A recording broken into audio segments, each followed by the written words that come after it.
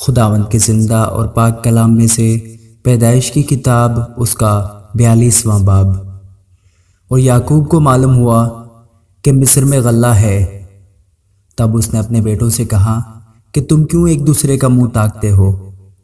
دیکھو، میں نے سنا ہے کہ مصر میں غلہ ہے، تم وہاں جاؤ اور وہاں سے ہمارے لیے اناج مول لے آؤ، تاکہ ہم زندہ رہیں اور ہلاک نہ ہوں۔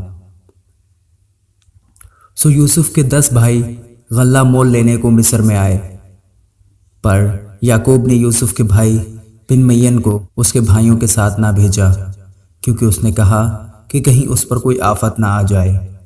سو جو غلہ خریدنے آئے ان کے ساتھ اسرائیل کے بیٹے بھی آئے، کیونکہ کنعان کے ملک میں کال تھا، اور یوسف ملک مصر کا حاکم تھا، اور وہی ملک کے سب لوگوں کے ہاتھ غلہ بیچتا تھا۔ سو یوسف کے بھائی آئے اور اپنے سر زمین پر ٹیک کر اس کے حضور اداب بجا لائے۔ یوسف اپنے بھائیوں کو دیکھ کر ان کو پہچان گیا، پر اس نے ان کے سامنے اپنے آپ کو انجان بنا لیا اور ان سے سخت لہجہ میں پوچھا، تم کہاں سے آئے ہو؟ انہوں نے کہا، کنعان کے ملک سے اناج مول لینے کو۔ یوسف نے تو اپنے بھائیوں کو پہچان لیا تھا، پر انہوں نے اسے نہ پہچانا۔ اور یوسف ان خوابوں کو جو اس نے ان کی بابت دیکھے تھے یاد کر کے ان سے کہنے لگا کہ تم جاسوس ہو، تم آئے ہو کہ اس ملک کی بری حالت دریافت کرو۔ انہوں نے اس سے کہا، نہیں خداوند، تیرے غلام اناج مول لینے آئے ہیں، ہم سب ایک ہی شخص کے بیٹے ہیں، ہم سچے ہیں، تیرے غلام جاسوس نہیں ہیں۔ اس نے کہا، نہیں، بلکہ تم اس ملک کی بری حالت دریافت کرنے کو آئے ہو۔ تب انہوں نے کہا، تیرے غلام 12 بھائی ایک ہی شخص کے بیٹے ہیں، جو ملک کنعان میں ہے، سب سے چھوٹا اس وقت ہمارے باپ کے پاس ہے اور ایک کا کچھ پتہ نہیں۔ تب یوسف نے ان سے کہا، میں تو تم سے کہہ چکا کہ تم جاسوس ہو، سو تمہاری آزمائش اس طرح کی جائے گی کہ فرعون کی حیات کی قسم تم یہاں سے جانے نہ پاؤ گے کہ جب تک تمہارا سب سے چھوٹا بھائی یہاں نہ آ جائے۔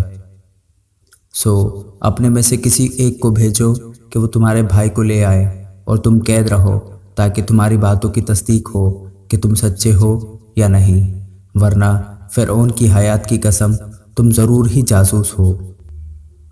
اور اس نے ان سب کو 3 دن تک اکٹھے نظر بند رکھا، اور تیسرے دن یوسف نے ان سے کہا، اگر کام کرو تو زندہ رہو گے، کیونکہ مجھے خدا کا خوف ہے۔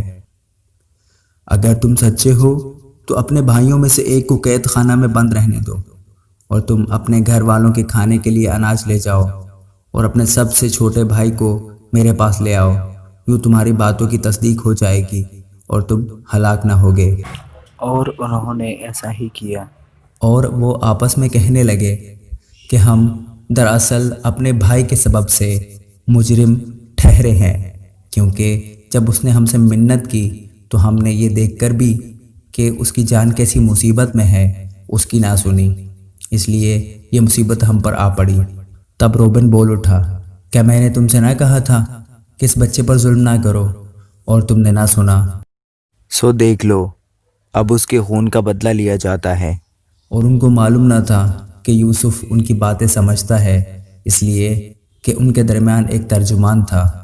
تب وہ ان کے پاس سے ہٹ گیا اور رویا، اور پھر ان کے پاس آ کر ان سے باتیں کی، اور ان میں سے شمعون کو لے کر ان کی آنکھوں کے سامنے اسے بدوا دیا۔ پھر یوسف نے حکم کیا کہ ان کے بوروں میں اناج بھریں، اور ہر شخص کی نقدی اس کے بورے میں رکھ دیں، اور ان کو زاد راہ بھی دے دیں۔ چنانچہ ان کے لیے ایسا ہی کیا گیا، اور انہوں نے اپنے گدھوں پر غلہ لاد لیا اور وہاں سے روانہ ہوئے۔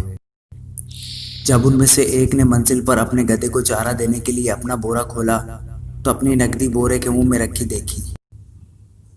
تب اس نے اپنے بھائیوں سے کہا کہ میری نقدی پھیر دی گئی ہے، وہ میرے بورے میں ہے، دیکھ لو۔ پھر تو وہ حواس باختہ ہو گئے اور ہکا بکا ہو کر ایک دوسرے کو دیکھنے اور کہنے لگے، خدا نے ہم سے یہ کیا کیا؟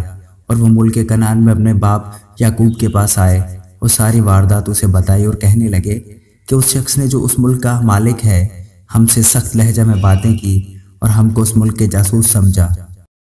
ہم نے اس سے کہا کہ ہم سچے آدمی ہیں، ہم جاسوس نہیں، ہم 12 بھائی ایک ہی باپ کے بیٹے ہیں، ہم میں سے ایک کا کچھ پتہ نہیں اور سب سے چھوٹا اس وقت ہمارے باپ کے پاس ملک کنعان میں ہے۔ تب اس شخص نے جو ملک کا مالک ہے ہم سے کہا، میں اسی سے جان لوں گا کہ تم سچے ہو کہ اپنے بھائی میں سے کسی کو میرے پاس چھوڑ دو اور اپنے گھر والوں کے کھانے کے لیے اناج لے کر چلے جاؤ اور اپنے سب سے چھوٹے بھائی کو میرے پاس لے آؤ، تب میں جان لوں گا کہ تم جاسوس نہیں بلکہ سچے آدمی ہو اور میں تمہارے بھائی کو تمہارے حوالے کر دوں گا، پھر تم ملک میں سوداگری کرنا۔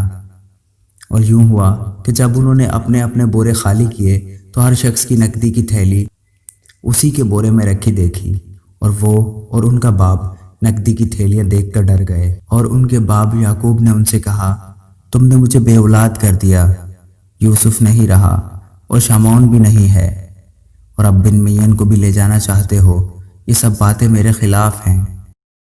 تب روبی نے اپنے باپ سے کہا، اگر میں اسے تیرے پاس نہ لے آؤں تو میرے دونوں بیٹوں کو قتل کر ڈالنا، اسے میرے ہاتھ میں سونپ دے اور میں اسے پھر تیرے پاس پہنچا دوں گا۔ اس نے کہا، میرا بیٹا تمہارے ساتھ نہیں جائے گا کیونکہ اس کا بھائی مر گیا اور وہ اکیلا رہ گیا ہے، اگر راستہ میں جاتے جاتے اس پر کوئی آفت آ پڑے تو تم میرے سفید بالوں کو غم کے ساتھ گور میں اتارو گے۔ آمین۔